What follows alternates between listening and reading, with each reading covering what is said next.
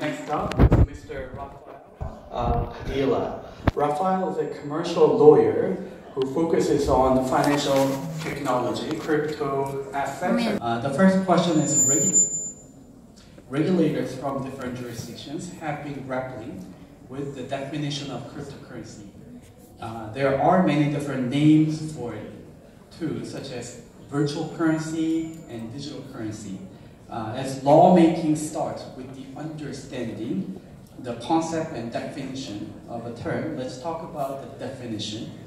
Cryptocurrency. Is this a currency? And Mark, is it a currency in the Philippines? You start with me, thanks. I think it started off, the idea started off as a currency. Bitcoin started off with that idea. But it's developed into so much more. And so you can't just call it a cryptocurrency anymore. It depends on what you want to call it, but also the regulators might not decide the same thing as you. So there's a constant argument about whether it's a security, an asset, payment token. Just so many different ways of being used. So, not currency anymore. I would prefer to say crypto assets. Thank you. Rafael, since you're a lawyer, what is the legal definition of cryptocurrency in the Philippines? Hello. First and foremost, Moses, it's a pleasure to finally meet you in person. Hope we can chat later. Since we are both the lawyers, I think we somehow have the same wavelength. So with respect to the definition of what cryptocurrencies are, alright, the term that is specifically being used by the central bank, BSP, is virtual currency. That's the only definition that we have currently because no law has defined the term yet. Under Circular 944, which is the guidelines issued by the central bank for virtual currency exchanges, virtual currencies, and take note that this is the term that was used in that circular. Virtual currency is a digital unit that is a representation of value that is being used as a medium of exchange, which is interesting with respect to your question earlier. Is this a currency that is used among community of users? What's very interesting also to note is that this definition is actually aligned and was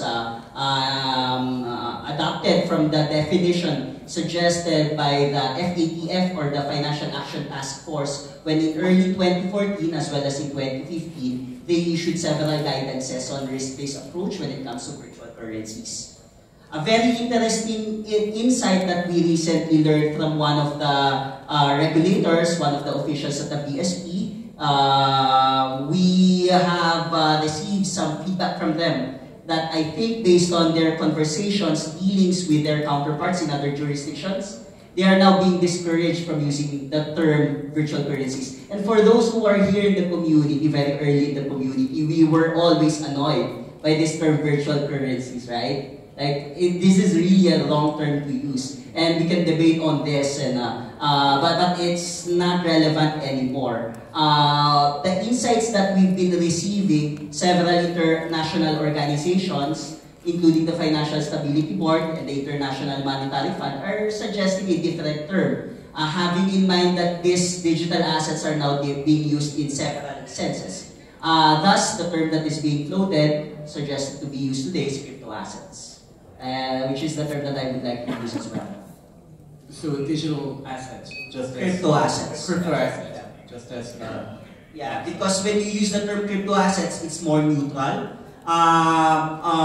It's because not all tokens are used as a currency. We get that. Some of them have functions like a utility. Some of them could act as a security. Some of them could be used as a commodity, like for instance, Ether, for instance. So considering the different functions, the term, or the different functions or how these tokens can be used, using the term cryptocurrency is very limiting and inaccurate at this point.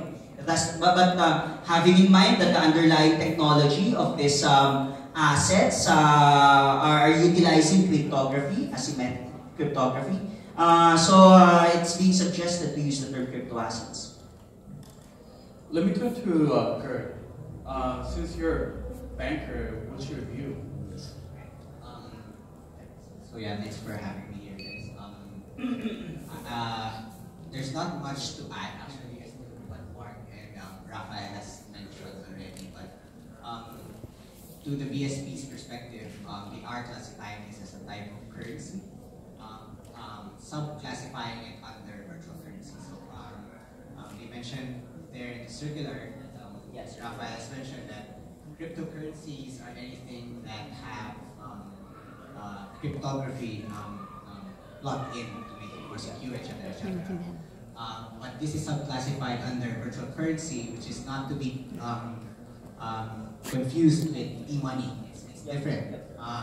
So now there's like 3 kinds of currencies, or they call it quote-unquote money, that's being classified by the BSP. They're saying fiat, which is actual money, currency, e-money, which is digital form of fiat, where these are issued by e-money issuers like Gcash or Paymaya. Then virtual currencies are, as Rafael mentioned, are issued or agreed upon by a community of users. So I guess that's the delineation. So in my perspective, I guess, yeah, it really depends on the use. As Rafael mentioned, if it's used as a medium of exchange, then you could call it cryptocurrency. But if it's used as probably a utility token or a security token, then perhaps our definition should be wider than that. As a person running an exchange, Yang, what's your view on this?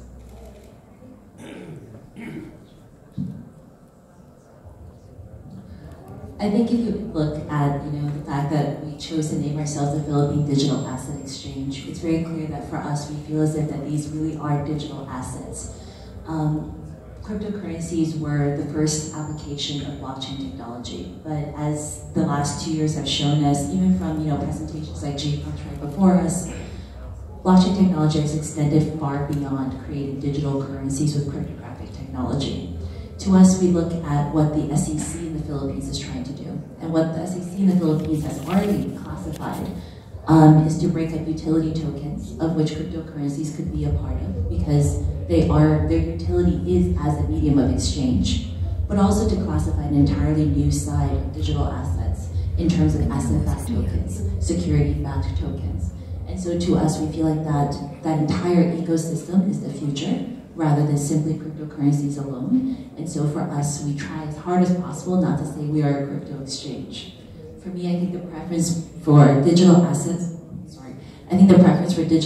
versus crypto assets is solely that there may be future technologies that may not just simply be cryptographic encryption. There could be many other different ways that we leverage blockchain or distributed ledger type technologies. And so I think to me, digital asset is just a broader term for that. Future-proofing is Mark's contribution. Lately, we've been hearing about security token offerings, STO. It's a hot topic nowadays.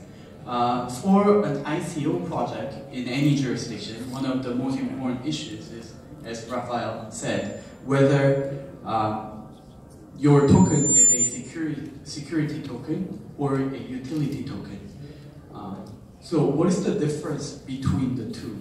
Perhaps, let me ask this question to Rafael first. Since this is rather a deep question, and I want to ask you, what are the legal implications? So first, let's assess what utility tokens are. Since anyway, in the token market today, most projects claim that they are what they are offering are utility tokens. Utility tokens are those tokens that enables you to avail of certain services or products. They have a functionality that is native to this platform. So it has a use, or it can be consumed in this platform. That's basically what a utility token is. On the other hand, a security token is something like a financial instrument or an investment contract where these tokens are being sold in the token market in consideration of some expectation of profits depending on the performance of these tokens. In terms of the legal implications, let me talk about the legal implications of utility tokens first, because this is something that I believe today is rarely discussed.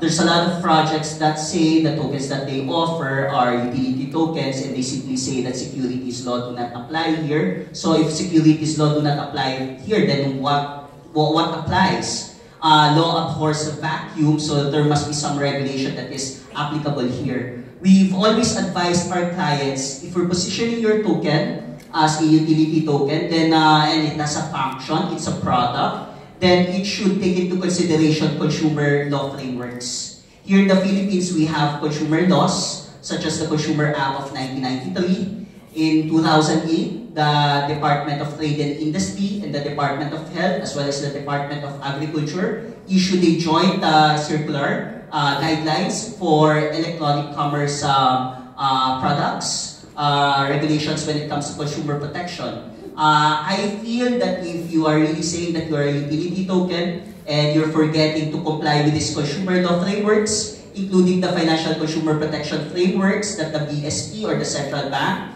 has issued with respect to financial services and products, I think that's a very dishonest approach, that you're saying securities laws do not apply, but consumer laws also do not apply to us. Now, let's go back to security tokens. If this is security tokens, offering security tokens is not necessarily illegal. It's just that in many countries, including here in the Philippines, before you offer security tokens, or securities, you have to register it first with the securities regulator. Here in the Philippines, that's the SEC, or the Securities and Exchange Commission, or you take advantage of some exemptions available under the law. So those are your options. Either you register it with the SEC or take advantage of some exemptions. And some of those exemptions or exempt transactions are with respect to private placement. Take note that if you're offering your security token to only 19 investors, that's fine. Or if you're offering exclusively to accredited investors, or what we here in the Philippines refers to as qualified buyers, that's okay too, as long as you also file some documentation with the BSP. With the SEC, or the Securities and Exchange Commission. And I'm talking about this form that is referred to as Form 10.1 for notice for exempt transactions. So in general, those are the legal implications. There's definitely more, especially when it comes to tax considerations. Depending on how you're structuring your token, the tax consideration will also vary. But I think we're gonna have a segment on the tax aspects of crypto transactions. Let me share some insights about that at a later point of this panel talk. Mark, as an entrepreneur, what are the implications? Does it to an ICO project? If you look at the Howey test, the Howey test to determine whether it is a security or not, you'd probably say, the SEC around the world, SEC partners around the world would probably say that all tokens offered for sale are security tokens, because everyone invests with the expectation of making a profit. That's why people buy into them, usually. And so, as an entrepreneur, you can see that as an alternate way of raising money. That's much, sometimes much more effective, and you can raise more without giving out any shares in your company. And that would have been good a year and a half ago. Now, ICOs are waning. You can't raise so much money on that now. Half of them out there are scams, and probably 90% you probably won't make money on. But the DSO, I don't know, there should be an STO, like DSO, digital security offerings. That's going to be the future way of raising money for entrepreneurs. So that's, for me, that's as an entrepreneur, it's an alternate way, but you've got to go through some kind of regulation now. If the ICOs had never happened over the last 2 years, we probably wouldn't have had so much government intervention. But because you've got billions of dollars being raised, and people are trying to skirt the rules of SEC, securities offerings, then that's what's happened. So now we're getting regulated, finally. But what we want to do is make it as fast and as simple as possible to regulate, to get those security tokens issued and sorted out with the SEC. If it takes a year, or I don't know anywhere, I don't think anyone's actually issued a security token in this country yet. So we'll see on the first time how long it takes. And that's going to be interesting. Just to follow up on your last point, because the whole concept of blockchain and crypto assets or digital assets is that we don't want to be regulated, or they don't want to be regulated. Right? Well, you can't go against all the governments in the world. Exactly. But then, now security tokens are coming out, and they're out there to be regulated. They want to be regulated. I understand why, because in order to protect consumers, right? But is that the right approach? Do we want to be regulated? It's not a case of whether you want to be or not. You have to be. You can try and do it decentralized, but totally. But it's getting more and more difficult. Can I share some insights on this? Very, very early, especially the libertarians, this has been the narrative. I mean, this technology, regulations are irrelevant when it comes to things like this. Okay? But those early libertarians have also changed their minds already and have understood already that you have to bake in this legal architecture or regulatory framework to be aligned with the technology or the product that you're building, with the services you're building. Case in point is this development. Some of us are using Shapeshift. Who among you are using Shapeshift? So for a very long time, Eric Voorhees has been saying, right, like, no, we're not going to do KYC here because KYC is irrelevant with respect to the product that we're building. But if you consider, Eric Voorhees is one of those very early champions when it comes to the libertarian narrative, when it comes to Bitcoin, cryptocurrencies, and blockchain. But if you listen to, if you will observe the announcements that they have made recently, especially last month, that initially we're going to have this promotional campaign to encourage users to register voluntarily, but eventually we're going to require everyone to register. That just indicates that they finally have realized that regulations when it comes to anti-money laundering, KYC, terrorist financing applies even in this case. Even in this new technology, right? Frankly, today, the individuals that say that regulations do not apply in this technology, I feel are just really neophytes who have no understanding of law and regulation. But if you will ask those individuals who were... sorry. But if you ask individuals who before have this attitude that regulations do not apply here, they have accepted already and have realized that indeed, in order for you to scale your business, in order for you to scale your project, regulation have to be considered. And regulation are hard because it's intended to be hard. Because regulations are intended to protect people. You have securities laws that are intended to protect investors. You have consumer laws that are intended to protect consumers. So I don't think having this new technology is a justification for us to set aside those policies just because there's something new that should break all these rules. What's your view on this, Yakin? I think that prior to the last wave of security tokens becoming a bigger factor in this ecosystem, it was less important to have regulation because a lot of these things, for example, Shapeshift, interacts completely within a decentralized economy. When you think about utility tokens, it's actually possible to keep that completely decentralized. You buy into an ICO with Bitcoin or Ethereum, that token gives you access to a decentralized ecosystem. That doesn't actually touch real people and real assets. But now, when you're thinking about security tokens, you are essentially playing within fiat gateways. You're playing within national securities markets, capital markets. You are interacting directly with infrastructure that has existed within the financial markets for hundreds of years.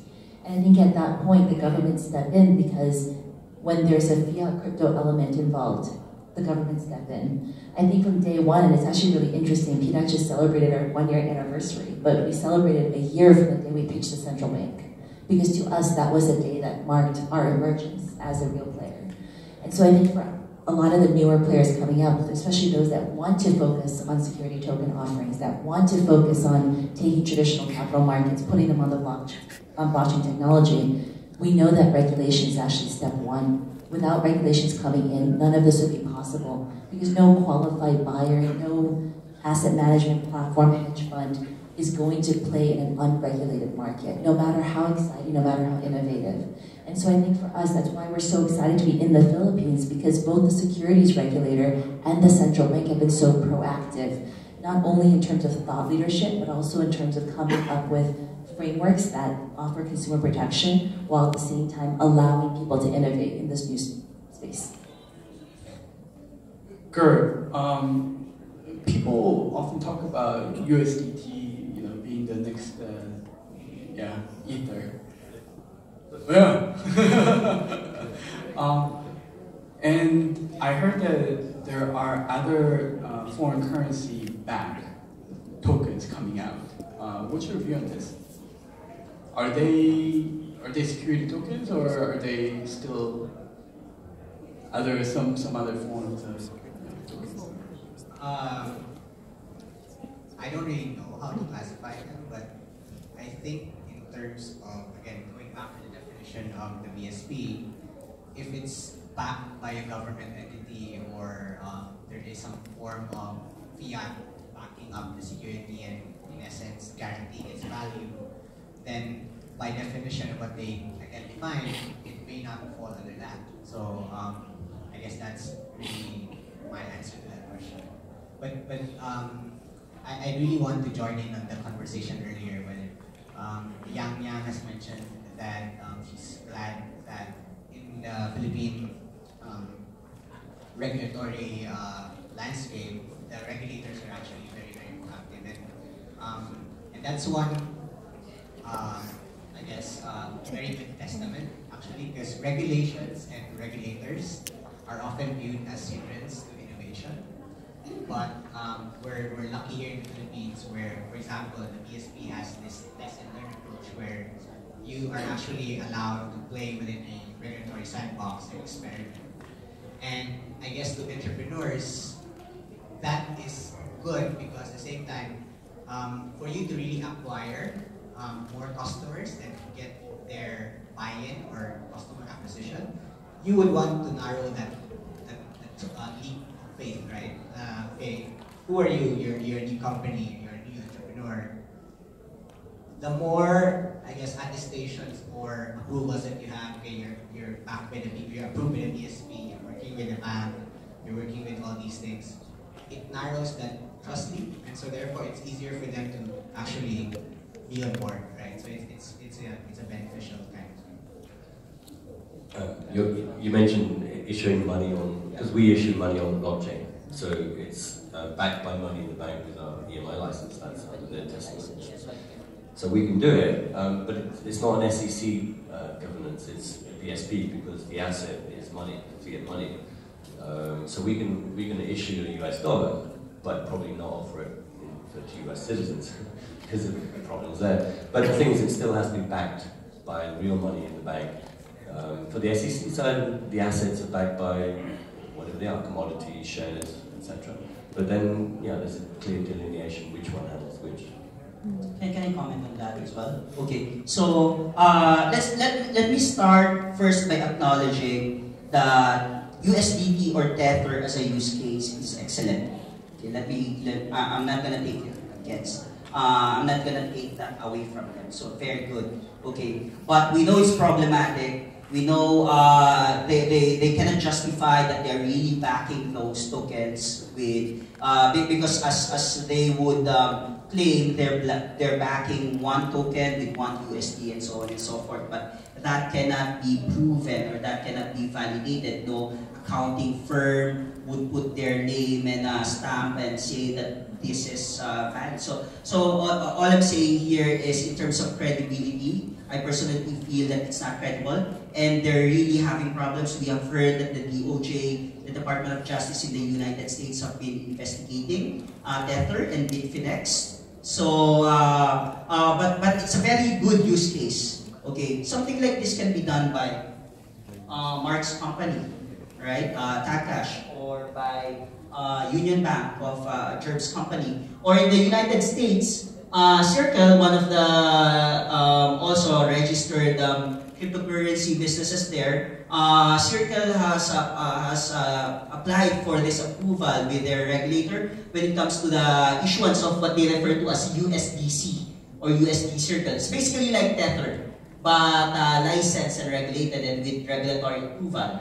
Okay, the Winklevoss twins has also applied for a similar approval, and I think as far as the last information that we got is they got it. This approval for USDT, but USD twins, because Winklevoss twins are twins, right? So this is a very good use case, but it's a use case that really triggers regulation, especially because when you do something like what Tether is doing, it's really maybe there may be some variation, but it looks to be in substance to be an electronic money. And we know wherever you go globally, right? Whether you're in the Philippines, whether in US, whether you're in Europe, electronic money services are regulated. And as far as we know, they don't have any regulation or license to issue a USD, tokenized USD. I think that when we discuss the different types of pegged currencies, there's sort of two categories that it falls into. The first that we've talked about a lot now, USDT, USDC, GUSD, the Gemini dollar, all of these are basically asset-backed tokens. You're one-to-one collateralized on the blockchain. These, in essence or in theory, have US dollars sitting in bank accounts somewhere. It's just backed up on the blockchain. For those, I think they fall into the category of asset-backed tokens, the way that any other gold-backed, oil-backed currency would fall into. The other type that we haven't really discussed in terms of stable coins is coins like MakerDAO. So, for example, the DAI token is pegged to the US dollar, created by the MakerDAO group. It's based on a collateralized lending model. So you would essentially lock up Ether in a smart contract so that you can release the equivalent amount of DAI, which is then also pegged to the value of the US dollar. The transparency in the second system, not really advocating for one versus the other, is, I guess, a more complex way of leveraging blockchain technology to benefit the credibility of that system, because you can audit all of this on the blockchain. That Ether is locked up somewhere in a wallet that can be scanned. And so I think when you look at these two types of tokens, it's very clear that the MakerDAO or DAI model would fall into regulated more as a utility or security token, whereas for the other, it really is just an asset-backed representation of a US dollar that exists elsewhere. If you're thinking about the Howey test, for example, if you're buying into a currency that's pegged to a US dollar, are you really expecting a profit? I feel like it's kind of goes against the spirit, right? So I think there's definitely two ways of looking at it. I think this is where, for us, we definitely see asset-backed tokens as being perhaps separate from traditional securities, as securities regulators see them right now. One of the things that I have to look at is if I'm to issue a US dollar, I would rather back it with Bitcoin, because I have more Bitcoin than US dollars. So I have to get the BSB to sign off on the fact that you can use that as an asset to back it rather than liquid money. After people deposit it, then you can start saying, okay, that's the asset that backs it. But it's a lot easier to prove the existence of Bitcoin on the chain and that you own it. You can sign to that. You can't say, yeah, just ring up our bank, because Bank Secrecy Act says we can't do that. So you have to, it's just easier with Bitcoin and digital assets to prove what you have. This is a question that my client had for me in Hong Kong, but I want to know what the situation is like in the Philippines. Is crypto to fiat trading allowed in the Philippines? You have to have a license. If you're going to do it as a platform, you need a virtual currency exchange license. But privately, yeah. What if an entity is set up somewhere else, offshore, and there's a corresponding address in the Philippines, in Manila somewhere? If you're servicing the Philippine market, it doesn't matter where you're located as a company or as a business. That triggers securities regulation or even monetary regulations. So this is one of the questions or the solutions of of many projects. Okay, let's locate in other jurisdictions so that the Philippine authorities will not have jurisdiction with respect to us. Doesn't matter whether you're located in Singapore or in Cayman Islands or in Gibraltar. If you're servicing the Philippine market, or if you're taking investments or money from Philippine investors, that's going to trigger Philippine regulations, whether that's central bank regulation or an SEC regulation.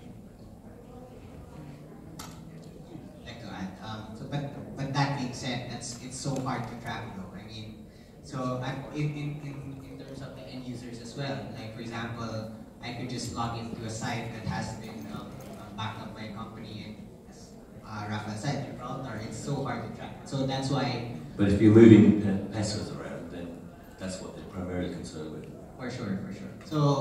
So that's why I guess in terms of the regulators, they have been proactively, although yes, there are approved exchanges, but they have been proactively saying that investors need to be careful, and they've been highlighting on the fact that there are no promised gains, or there are no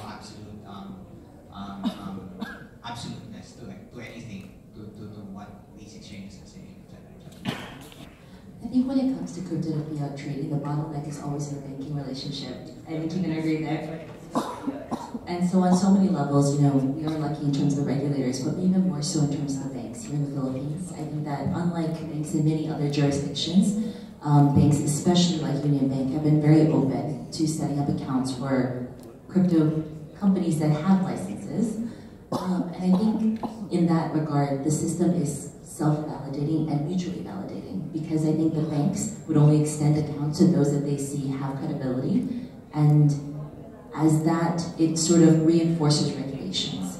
The bank can choose to accept or not accept a central bank license. As we see in Singapore, the mass is extremely supportive of cryptocurrency. The mass is extremely supportive of blockchain technology, and yet no bank in Singapore will open accounts for Singaporean exchanges. And so, if you look at that, I think really when you talk about the feasibility of crypto to fiat trading, again, it always comes down to the fiat gateway.